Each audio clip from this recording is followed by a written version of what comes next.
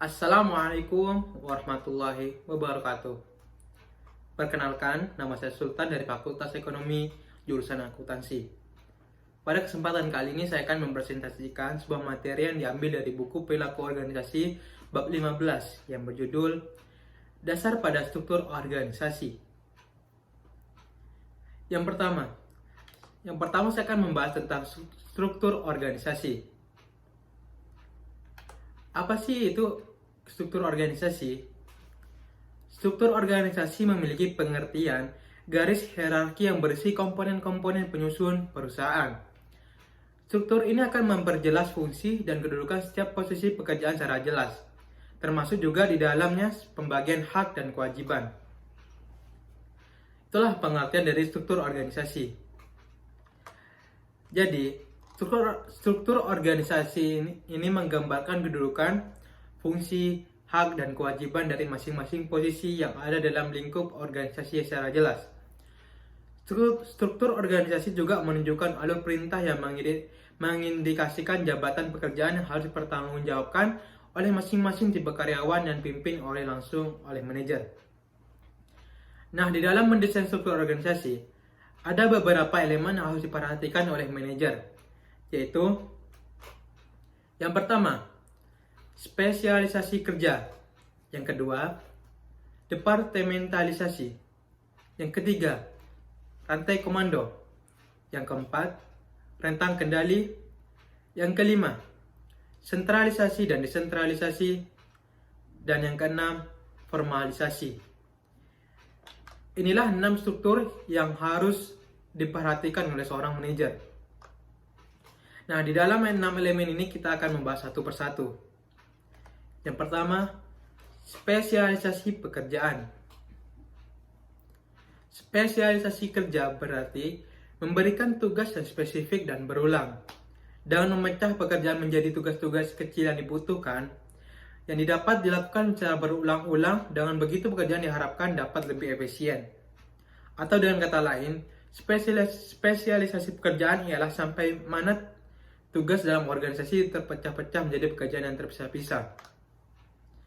Jadi yang dimaksud dengan spesialisasi kerja bukan keseluruhan pekerjaan yang dilakukan oleh suatu individu, melainkan seluruh pekerjaan itu dipecah-pecah menjadi jumlah langkah-langkah kecil yang diselesaikan oleh individu yang berlainan. Atau dengan kata lain, spesialisasi pekerjaan ialah sampai tingkat mana tugas dalam organisasi dipecah-pecah menjadi pekerjaan yang terpisah-pisah. Nah, dan memecahkan pekerjaan menjadi tugas-tugas kecil yang dilakukan secara berulang-ulang atau terus-menerus, diharapkan pekerjaan menjadi lebih efisien atau lebih cepat. Itulah pengertian dari spesialisasi pekerjaan. Lalu selanjutnya, departementalisasi. Departementalisasi berarti dasar dipakai untuk pengelompokan pekerjaan. Salah satu cara yang paling populer untuk mengelompokkan kegiatan adalah pengelompokan menurut fungsi yang dijalankan.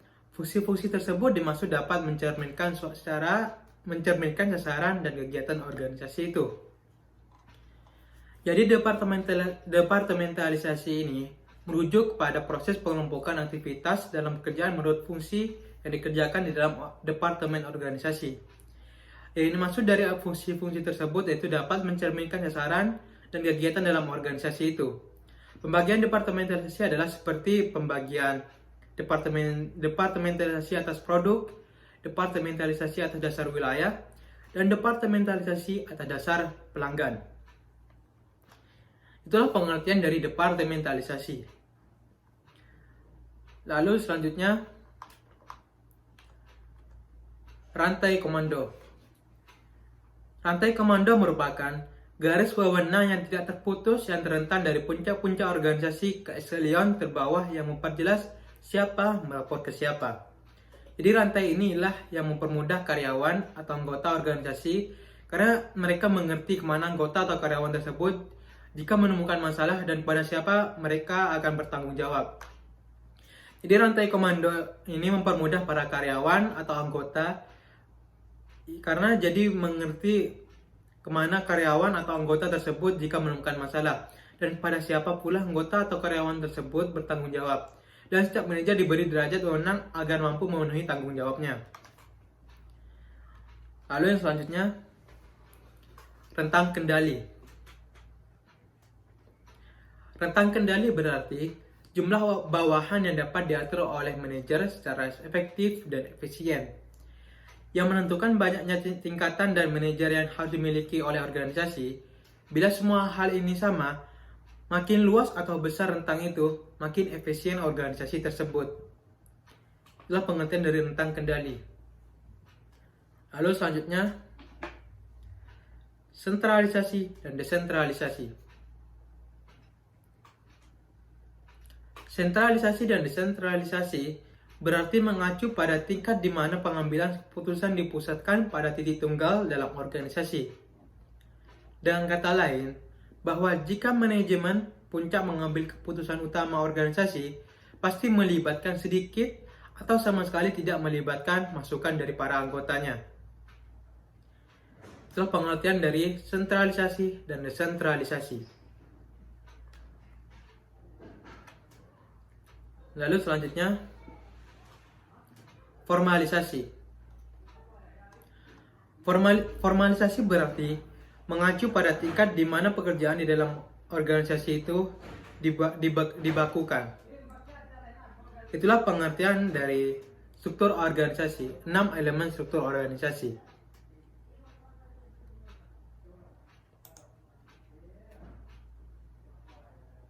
Lalu selanjutnya, desain organisasi yang umum. Desain organisasi yang umum ini ada 3 hal, yaitu struktur sederhana, birokrasi, dan struktur matriks.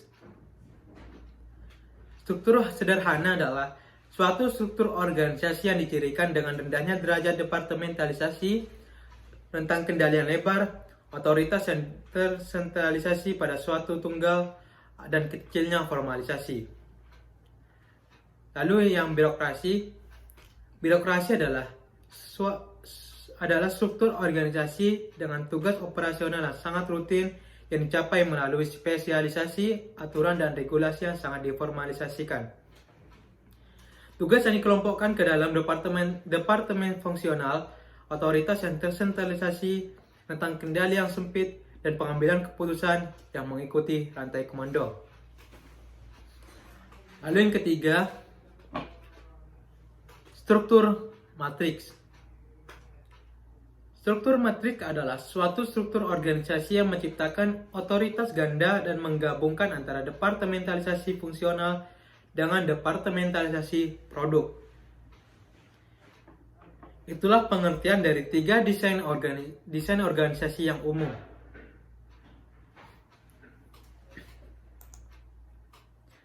Lalu selanjutnya, organisasi yang tak terbatas. Organisasi yang tak terbatas adalah organisasi yang berupaya untuk menghilangkan rantai komando, memiliki rentang kendali yang tak terbatas, dan mengganti departemen-departemen dengan tim yang diberdayakan.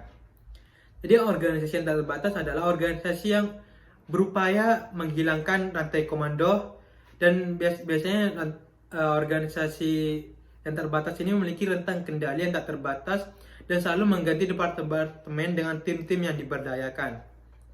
Itulah pengertian dari organisasi yang tak terbatas. Lalu yang terakhir, desain organisasi dan perilaku pekerja.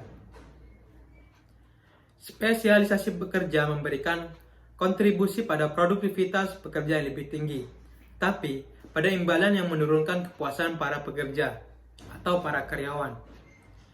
Produktivitas menurun ketika ketidakkonomisan sumber daya manusia yang melakukan tugas yang berulang dan sempit yang mendekati spesialisasi ekonomi. Itulah pengertian dari desain organisasi dan perilaku organisasi. Sekian dari presentasi saya mengenai dasar pada struktur organisasi. Mohon maaf jika ada salah-salah kata atau salah pengucapan. Wassalamualaikum warahmatullahi wabarakatuh.